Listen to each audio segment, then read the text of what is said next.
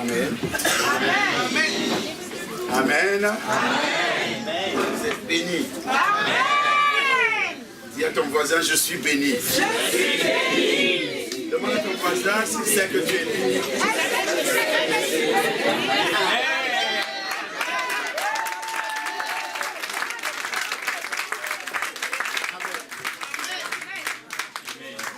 Amen.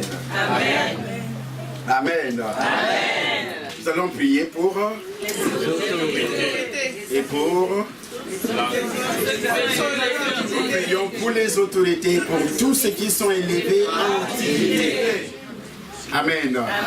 Moi, je dois prier pour Biya, le président camerounais. Amen. Amen.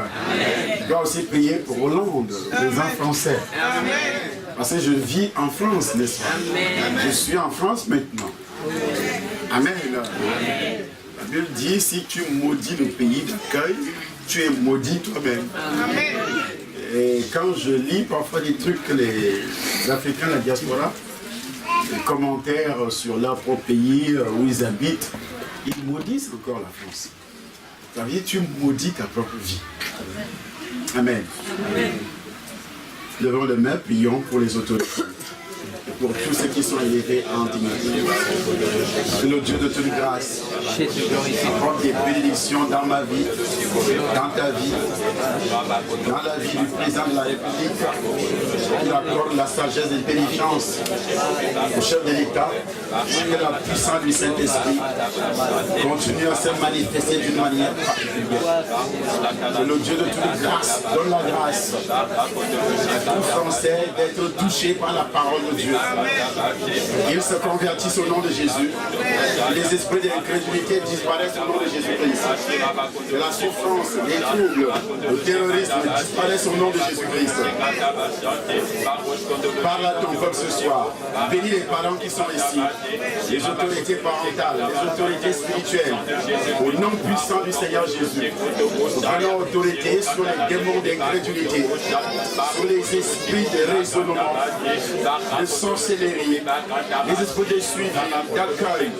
Tous ces esprits doivent être liés, chassés dans la brume des ténèbres au nom de Jésus-Christ. Amen. Amen. Asseyons-nous. Nous allons lire le livre de Genèse, chapitre 8. D'abord, nous continuons avec des autels. La Bible parle de Noé qui aurait bâti un autel. Et cet autel travaille dans nos vies jusqu'à présent. Comme les autels négatifs de tes parents, les autels de sorcellerie. La boisson, la haine, c'est un autel. L'impudicité, c'est aussi un autel dans une famille. Ce sont des démons. Amen. Amen. Nous lisons Genèse, chapitre 18.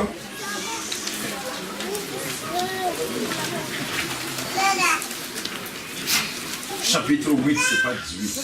Il fallait corriger. Ah, vous aussi. Amen. Chapitre 8. La Bible dit, verset 15. Nous lisons. Verset 15. Alors Dieu parla à Noé en disant, sors de l'arche, toi et ta femme, tes fils et les femmes de tes fils avec toi. Fais sortir avec toi tous les animaux de toute chair qui sont avec toi, tant les oiseaux que le bétail et tous les reptiles qui rampent sur la terre. Qu'ils se répandent sur la terre, qu'ils soient féconds et multiplient sur la terre. Noé sortit avec ses fils, sa femme, les femmes de ses fils. Les mêmes paroles que Dieu avait prononcées quand il créait donc la femme et l'homme. Genèse chapitre 1er, verset 27. Il vient de répéter les mêmes paroles. Soyez féconds, remplissez la terre. La Bible dit, Noé sortit avec ses fils, sa femme et les femmes de ses fils. Dieu finit de prophétiser sur lui. Qu'il soit fécond et multiplie sur la terre. Noé n'a pas dit, mais c'est bien. Ça s'arrête à ce niveau. Je suis déjà béni. Dieu vient de me bénir. Mais voici ce qu'il va faire. Noé bâtit un autel à l'Éternel. Est-ce que c'est Dieu qui l'avait dit de bâtir un autel?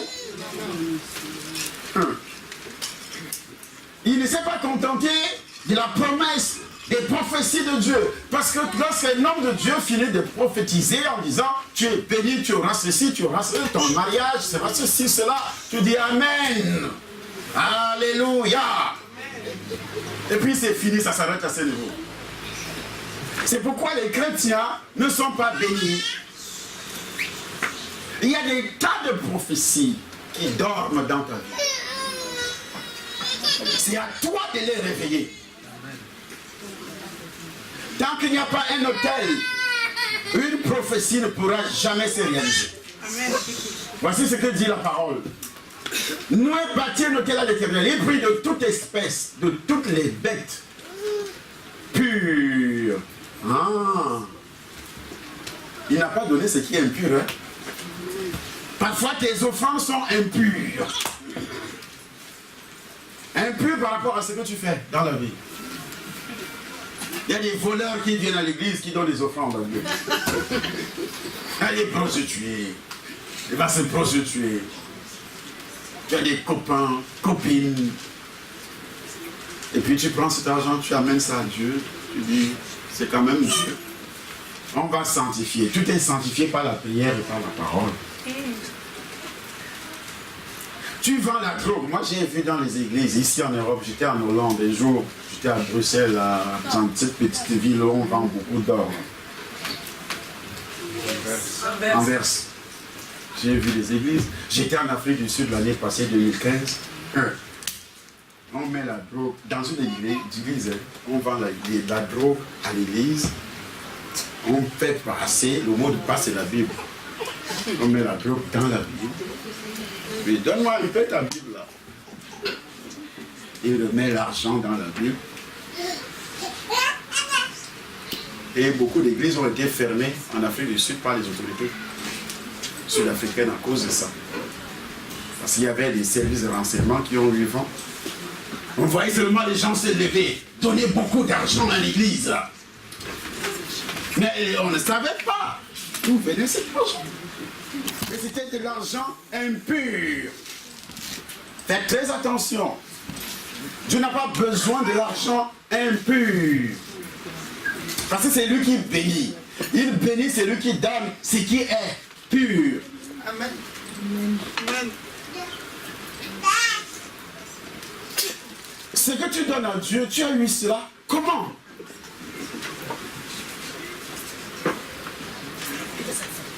Tu finis de coucher avec un homme, te donne de l'argent, tu amènes ça et tu viens dans les offrandes.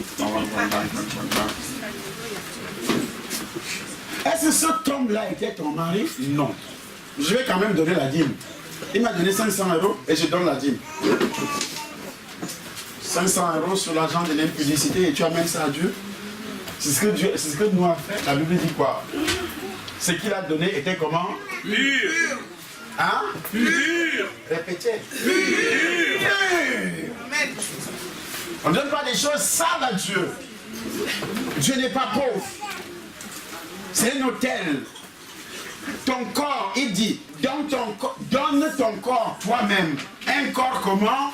Pur. Romains chapitre combien? Vous ne connaissez pas? Je suis devant l'équipe comme ça. Romains? Il y a d'autres qui disent 8. 8. Oui?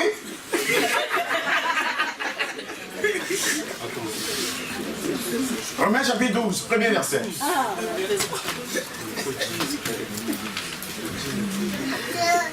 Lisez la Bible.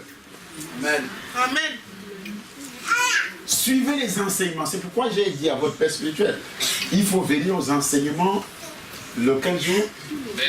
Mercredi et vendredi. Amen. Laissez les hamburgers dans les... Laissez les restaurants. Laissez la télévision à la maison. Venez aux enseignements. Amen. Je vous exhorte donc, frères, par les compassions de Dieu, à offrir vos corps comme un sacrifice vivant. Un sacrifice vivant. Qu'est-ce que ça veut dire? Qui me répond? Un sacrifice vivant, ça veut dire quoi? C'est un mot tellement spirituel que si tu trouves, tu as réussi au concours d'entrée au ciel.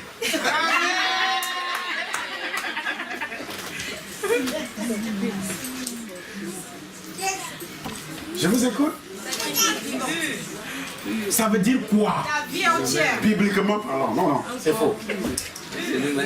Tu viens d'échouer.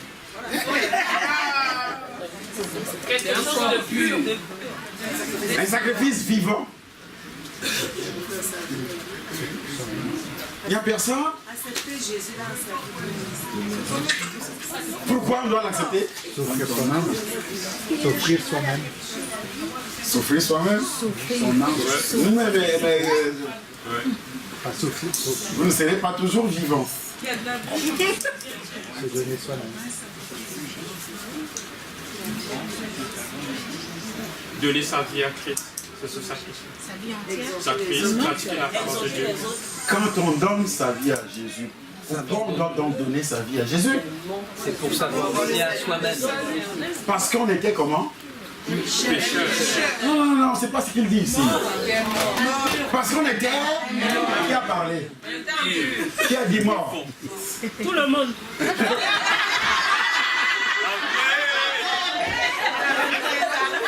Elle ne veut pas arrêter de dire cela.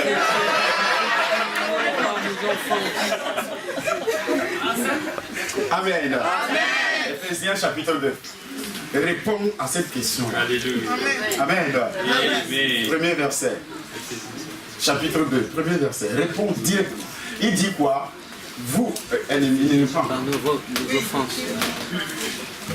Chapitre 2, Éphésiens. Vous étiez morts. Ah, quand on dit vous étiez, est-ce qu'on est encore mort? Non. C'est le passé, non? Moi, je ne maîtrise pas le français, s'il vous plaît. Je ne suis pas français. J'ai été adopté par le français. Et j'apprends cette langue qui me permet de communiquer avec ceux qui ne comprennent pas les Hondo. Je suis Hondo au Cameroun, je suis Hondo. Amen. Vous étiez morts. Vous étiez morts. Par quoi? Comment? Par vos offenses et par vos péchés. Vous étiez morts. C'est pourquoi il dit, donne ton corps comme un sacrifice vivant. Parce que, en recevant le Seigneur, tu t'es repenti du premier péché originel, des péchés héréditaires et des péchés personnels. Tu t'es repenti. Tu as demandé pardon et tu ne reviens plus sur les mêmes péchés. Et Christ donne la vie parce que tu t'es repenti au nom de Jésus. Et il t'a donné quoi? La vie. Vous étiez morts par vos offenses, par vos péchés dans lesquels vous marchiez autrefois selon le train de ce monde. Le monde actuel. C'est le monde du péché. Ce qui est mauvais, ce qui est négatif, c'est ce qu'on accepte facilement. Le mensonge, l'hypocrisie, le meurtre, la fornication, les adultères, la magie, la sorcellerie. En général, les fruits de la chair, Galates chapitre 5, verset 19. Les fruits de la chair. Amen. Ce sont ces fruits de la chair que nous avons aujourd'hui. Dans le foyer, Galates 5, 19. Dans le foyer, ce sont les fruits de la chair qui dirigent le foyer. Ce sont des autels. Le verset 19 dit, or, il dit, car, verset 17, car la chair, non, verset 16, j'ai dit donc, marchez selon l'esprit et vous n'accomplirez pas les désirs de la chair. Car la chair a des désirs contraires à ceux de l'esprit. Et l'esprit en a de contraires à ceux de la chair. Ils sont opposés entre eux, afin que vous ne fassiez point ce que vous voudriez. Si vous êtes conduit par l'Esprit de Dieu, quand vous voyez esprit dans la Bible avec E majuscule, c'est le Saint-Esprit. Amen. Amen. Amen. Esprit avec E minuscule, ça peut être le démon ou bien l'esprit humain. Amen. Bien. Or, les œuvres de la chair sont manifestes. Ce sont l'impudicité. Hein? L'impudicité. C'est quoi? Expliquez, c'est que ce n'est pas seulement péché. Dites des choses comme ça se doit. Non, non, non. On va rencontrer des beaux là-dedans. C'est pas la même chose. Être avec un homme avec qui on n'est pas marié, c'est l'impudicité. Hein?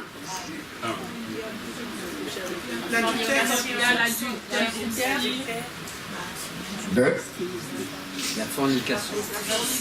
la fornication. Le mariage entre les hommes et les hommes. Hein? Le mariage entre les mêmes sexes. Les hommes et les femmes. La prostitution. L'impudicité aussi, c'est pas seulement la prostitution. Il y a des hommes, des femmes, les garçons qui tirent sur tout ce qui bouge. C'est ça l'impudicité. Tu vois cette fille, tu es là. L'autre qui est derrière, tu es là. L'autre qui est derrière, tu es là. Sur Internet, tu dialogues avec tel. Je t'aime. Tu dors à 4 h du matin. Dès que tu arrêtes le téléphone, commence à parler en langue. Ces langues-là viennent des démons ou du Saint-Esprit. On va dialoguer avec des païens sur Facebook ou bien sur les sites. Machin là. Ou bien tu finis de regarder les images pornographiques. Après tu commences au show Bachakana.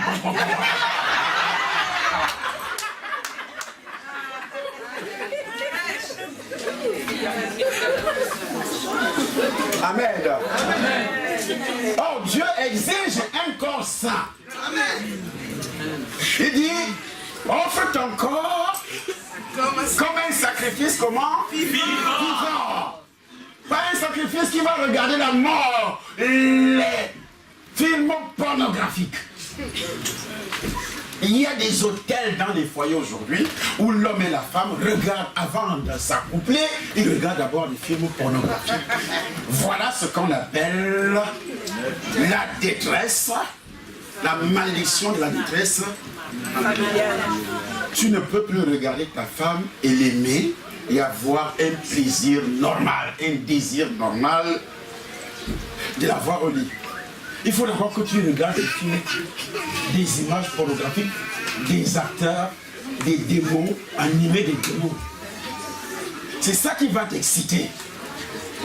Tu ne trouves pas que tu n'es plus normal? Hein? Et tu te dis, chrétien, il y a ceux qui sont enfants de Dieu dans leur chambre. Dans leur chambre, ils regardent des films pornographiques. Vous entrez, c'est-à-dire vous faites entrer votre foyer dans la détresse. Le jour que l'homme ne regarde pas le film pornographique, la machine est morte. Tu n'es plus normal, tu es possédé. Tu es possédé. Et c'est comme ça, ces esprits, puisque vous venez de consacrer votre foyer à Satan, l'argent, la bénédiction de Dieu ne peut plus rentrer dans votre foyer. Ça va entrer par quelle porte? Est-ce que tu as offert ton corps comme un sacrifice à Dieu? Il y a combien d'hôtels dans votre maison? L'hôtel qui appartient à Satan, où tu offres ça. Parce que même ces films-là, tu achètes ça avec de l'argent. L'argent que tu peux donner à l'église, mais quand tu arrives ici, on parle d'argent, tu te fâches. Parce que tu n'as plus l'esprit de Dieu. Quand on commence à parler d'argent dans une église, les gens, c'est pas parce qu'ils n'ont pas l'esprit de Dieu. Mais quand ils dépensent dans les restaurants, ils sont contents. Quand ils dépensent pour s'habiller, ils sont contents. Quand ils dépensent pour des bêtises, ils sont contents. Mais à l'église, ils sont fâchés.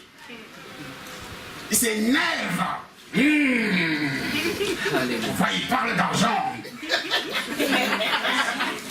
On doit parler de quoi? Sans argent, moi, je ne pouvais pas me retrouver ici. Hein. Il a fallu, il met le carburant chaque soir pour venir me juste parce qu'il a un véhicule de bénédiction.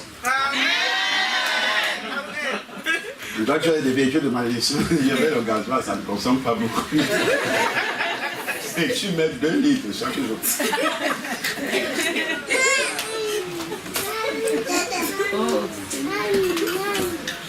Quand tu es riche, est-ce que tu comptes, même si tu mets le carburant tous les jours?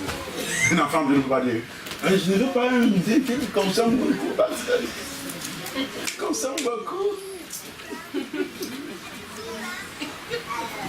Quand tu es béni, est-ce que tu comptes? Hein?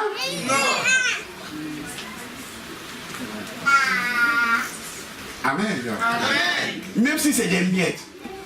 Vous savez que Lazare n'était pas pauvre. Vous serez surpris de m'entendre dire ça. Lazare était seulement égoïste. Lazare n'était pas pauvre. Regardez, je lisais un jour, j'ai suivi à la radio, le coiffeur du président Hollande gagne combien? Et ton coiffeur au quartier gagne combien? Est-ce que vous voyez la différence? On dit que Lazare mangeait sous la table du riche. Est-ce que ça, la nourriture qui reste sous la table du riche, est-ce que ça ressemble à la nourriture qui reste sous ta table, toi? Parce que chez toi, il n'y a rien qui reste. Même les eaux, tu les bois, tu les casses. Nous sommes les enfants de Dieu.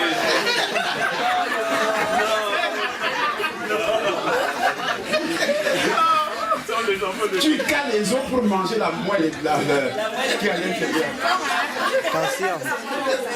Tu ne laisses rien dans le plat, rien.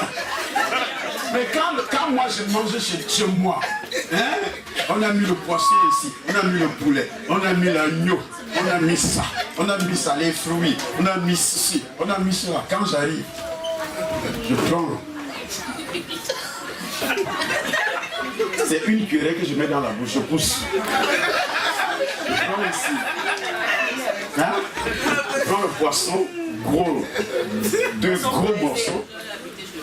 Du saumon ici, je prends un peu, je mets dans la bouche, je pousse. Mais les domestiques, quand ils viennent ramasser les assiettes, quand tu les vois rentrer le soir avec des gros sacs comme ça, tu penses que qu'est-ce qui est dans les sacs? C'est la nourriture qui est restée. Un domestique du docteur ne ressemble pas à un domestique. Nous parlons du Cameroun, mais ici il n'y a pas de domestique. Amen. Mais il y en a, les riches en ont. Donc Lazare était riche parce qu'il mangeait le reste. C'est ce que la Bible appelle les miettes. Pour un riche, ce sont des miettes. Amen. Amen. Ce sont des miettes. Car quand le riche mange, si c'est le poulet, c'est-à-dire la cuisse du poulet, il arrache la chair une seule fois. Hein, et jette. Mais toi, tu finis la chair, tendon là, tu finis, tu racles l'os, tu casses encore l'os.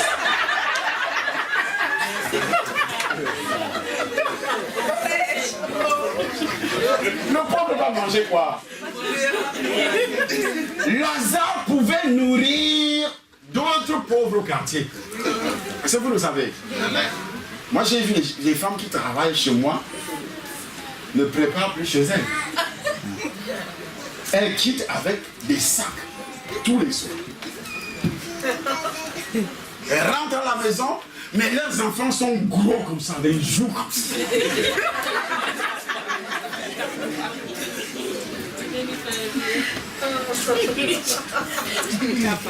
Lazare était égoïste. C'est pourquoi il est mort pauvre. Lui, il avait au moins accès sous la table du riche. Pourquoi les autres pauvres du quartier n'avaient pas accès sous la table du riche?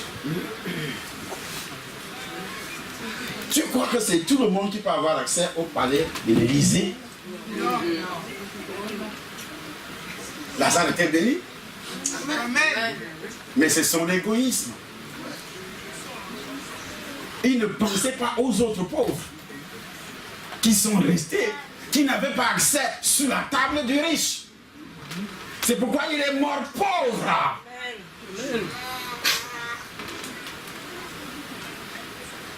Il ne pensait qu'à lui-même. À un moment donné, ça a donc commencé à énerver le riche même. Mais toi, tu fais quoi là?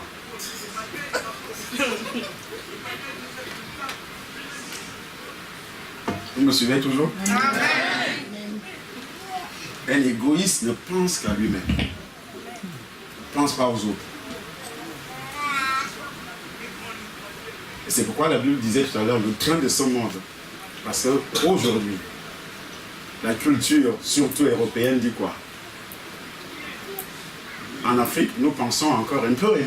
Il y a quand même un sentiment de fraternité, de ceci. Mais ici, on doit peser quelqu'un. Tout est pesé pour moi. «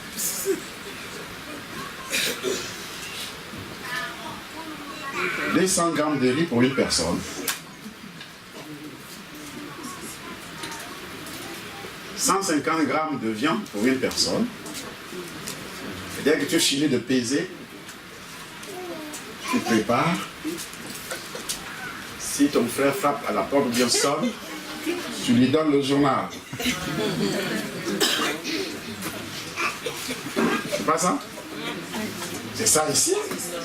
Mais chez nous, on m'a appris que quand mon frère entre, je dois partager mon repas avec mon frère.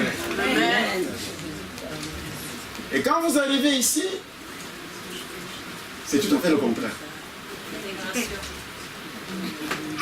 On s'est développé. Dans le mauvais sens. Amen. Amen. Amen.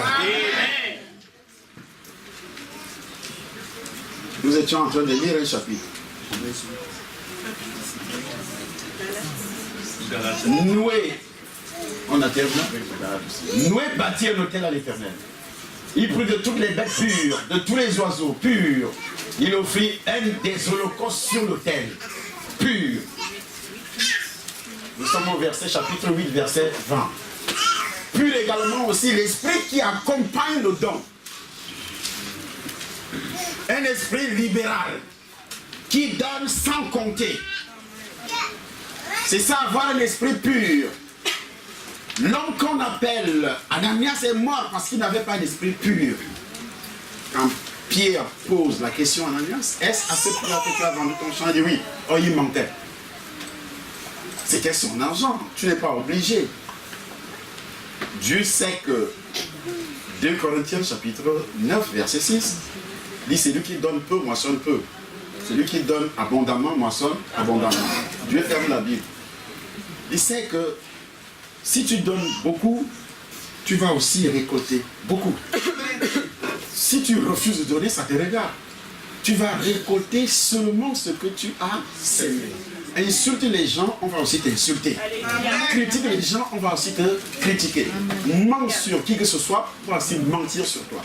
Tu seras aussi tué. Tout ce que tu fais sur cette terre, refuse de donner à Dieu, Dieu va te refuser. Dieu va refuser de te donner. Il n'y a pas de demi-mesure. Va prier, jeûne même comme tu veux. C'est pas parce que tu as jeûné, c'est pas parce que tu es né de nouveau que Dieu va te donner tout ce que tu veux. Non. Il t'a déjà donné le salut. Mais le salut n'est pas gratuit. Dieu a sacrifié son fils parce que la Bible dit Dieu a tant aimé le monde, il a donné son fils. Quand tu aimes, tu donnes. Tu dois dire à la femme tous les jours je t'aime, je t'aime, je t'aime, je t'aime, je t'aime, je t'aime, je t'aime, je t'aime, je t'aime, tous les jours. Mais il n'y a pas un petit cadeau. Tu rends toujours les bras, les mains vides. Mais dès que tu entres dans la chambre, chérie, viens, je t'aime. C'est quel amour ça? Et elle sera fatiguée, n'est-ce pas? Fatiguée d'entendre tout cela. Mais le jour que quelqu'un va faire un petit cadeau, ça va toucher son cœur. Toi,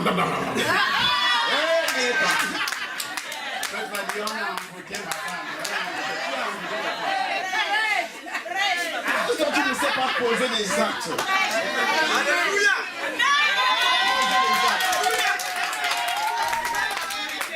Tous les jours, tu mets les mains dans les poches. Chérie, je t'aime. Je t'aime. Amen. Amen. Amen. Non. On entretient la flamme.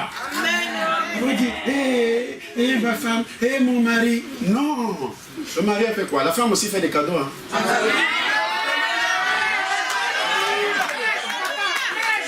Il arrive que moi, j'ai un grand séminaire. Parfois, j'arrive à la maison et je commence à réfléchir. Je ne réfléchis pas parce que il y a les costumes qui sont allumés. Et après, quand je me prépare déjà à aller au séminaire, je vais dans la chambre, je trouve un nouveau costume sur le lit.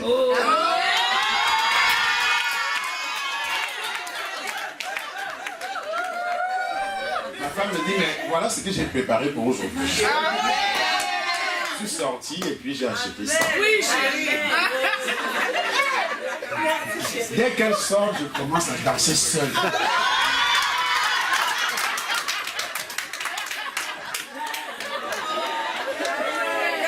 Quand elle revient, je fais comme s'il n'y avait rien.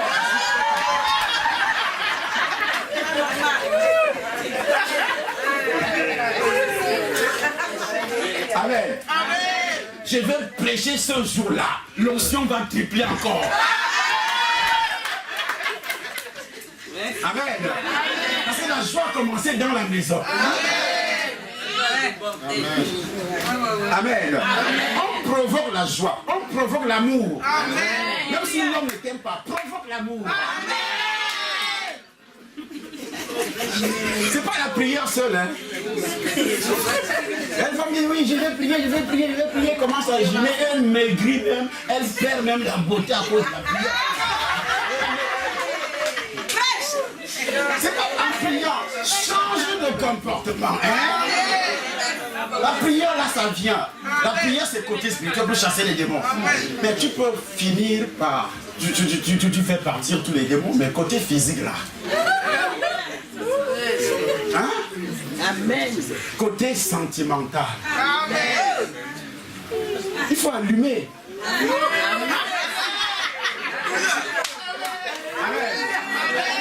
Amen. Il faut savoir allumer l'homme à la maison. Amen. On ne l'allume pas seulement avec les phares, avec les clignotants, avec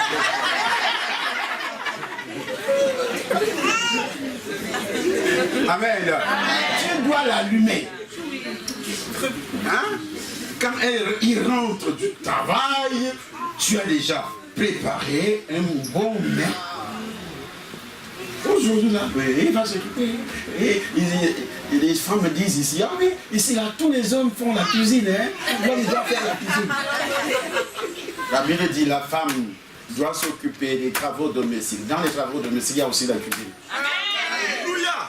C'est écrit, non? Parce que nous sommes en Europe, Dieu ne change pas sa parole.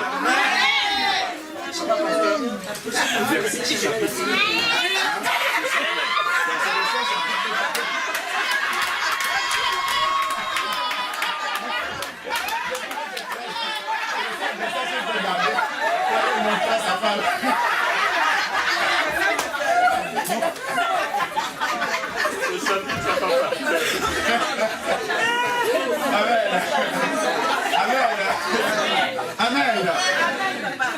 Amen.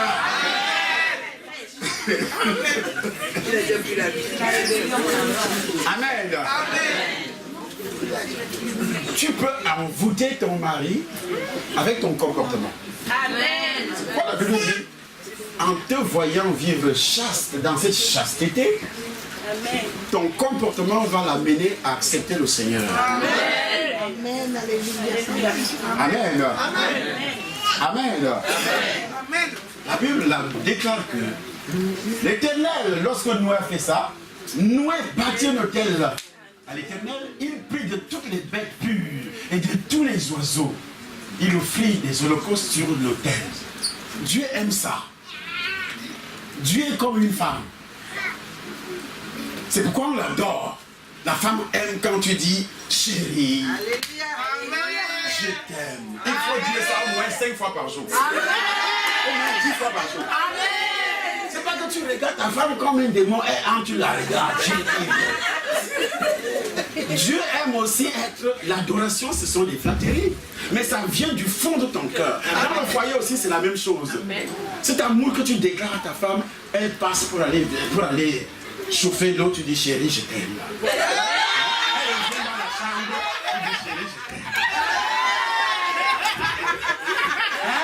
Elle s'habille pour aller au travail, tu dis chérie, tu t'aimes.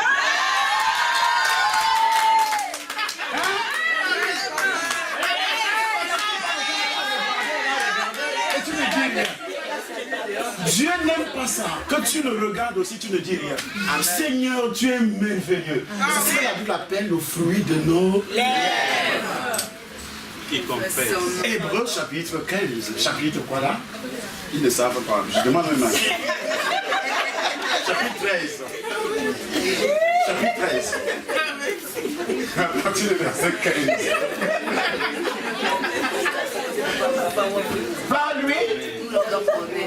Par lui, offrant sans cesse à Dieu un sacrifice de louange. Hein? C'est un sacrifice. Ce que la femme doit faire dans le foyer, c'est la même chose aussi. L'homme aussi doit offrir des sacrifices de louange à son mari, à sa femme. Chérie, tu es elle. Même si la sauce n'est pas ce que tu attendais, mais tu dois apprécier. Amen. Mais quand il y a une mauvaise fondation, la malédiction, tout ce que la femme fait, c'est mauvais. On doit critiquer. Hein? Elle porte la robe sur elle, mais c'est quelle façon de faire? On ne dit pas ça. L'homme doit prononcer, l'homme qui est délivré prononce des critiques positives. Amen. Chérie, est-ce que tu peux changer cette robe-là? Tu proposes. Pourquoi? Parce que j'aimerais que tu portes l'autre. Bon, donc il m'aime. Elle se dit en tout cas, il m'aime. Pas que, il faut enlever ça. Toi, tu dis Dieu comme ça.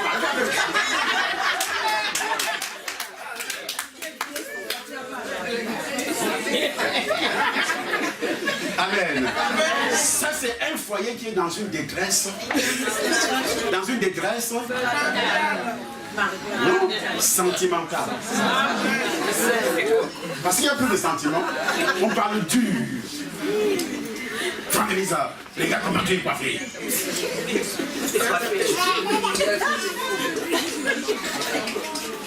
Alléluia. Amen. Amen.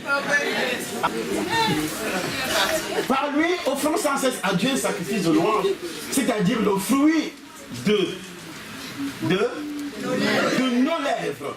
Oui. Qui confesse son nom. Qui confesse son nom. Donc il aime ça. Donc après il ajoute, et n'oubliez pas la bienfaisance et la libéralité. Car c'est avec tel sacrifice que Dieu prend plaisir. Que ce soit ce que tu dis dans le foyer, c'est un sacrifice. Que ce soit là que tu poses des cadeaux, c'est aussi un sacrifice. Amen. Amen. De deux côtés. De deux côtés. Pour que ton foyer soit délivré. Parce qu'il n'y a pas toujours que le démon qui est à l'origine des problèmes. Hein. Le démon, véritablement, à l'origine, mais nos comportements aussi. Amen. Par exemple, un homme qui n'aime pas se laver.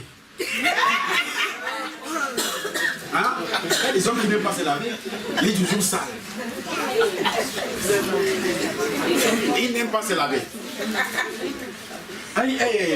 Hier, quand je suis rentré, ma femme m'a regardé comme ça. Est-ce que tu as bien regardé le miroir hier? Tu avais dit l'autre jour, on était parti en ville, elle a commencé à chercher où je dois me coiffer. Mais tu cherches quoi? Mais je veux que tu te coiffes, chérie. Dis maintenant, moi je n'ai pas le temps, hein. Mais tu n'as pas le temps, pourquoi? Tu n'as pas le temps pour moi? Donc tu n'as pas mon temps. Tu ne fais pas ça pour toi, mais c'est pour moi. Parce que je te regarde tout le temps.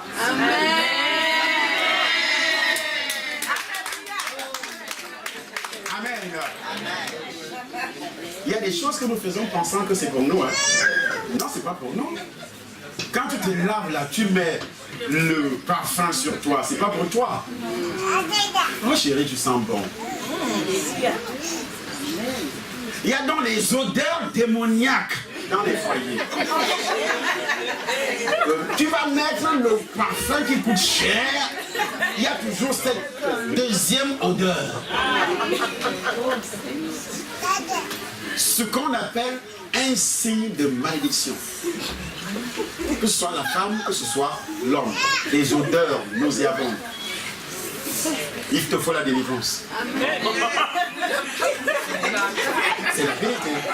Ce sont des démons. Donc le démon veut mettre l'autre mal à l'aise. Vous voyez aussi souvent des problèmes gynécologiques. Il y a beaucoup de femmes qui ont des odeurs vaginales. Elle va utiliser tous les liquides, tous les savons possibles. Quand elle fait ses toilettes, mais ça ne peut pas partir. Ça aussi, c'est une sorte de malédiction dans sa vie. Des malédictions dans sa vie. Mais si tu ne prends pas conscience que c'est une malédiction, il faut que je sois délivré. Tu continues seulement à dire, oui, on m'a indiqué tel parfum, tel produit. Si je fais ça, ou bien des médicaments, tu ne seras jamais guéri. Comme des gens qui traînent aussi des odeurs. Tu vas utiliser n'importe quel parfum, ça ne marchera pas. Les odeurs prennent leurs origines sur les démons, les malédictions imposées. Donc Satan t'impose cette pour faire souffrir ton conjoint. Amen. Et les mêmes esprits poussent l'un ou l'autre à être négligent, corporellement parlant. Tu négliges ton corps. Or Dieu dit, c'est lui qui détruit son corps, Dieu même le détruit. Par exemple, tu vas te coucher le soir sans brosser les dents. Comment tu vas faire pour embrasser ta femme le lendemain matin? C'est une question. Tu vas dire, oui, c'est ma femme après. Oui, elle refuse toujours de m'embrasser. Mais elle ne refuse pas toujours. Puisque tu ne brosses pas les dents.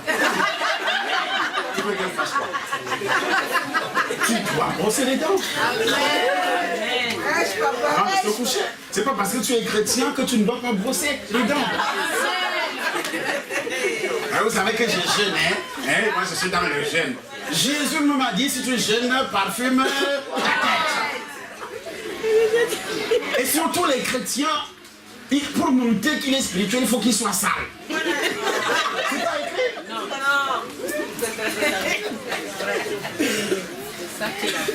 Et c'est ça qui détruit les foyers. Amen. C'est une mauvaise fondation.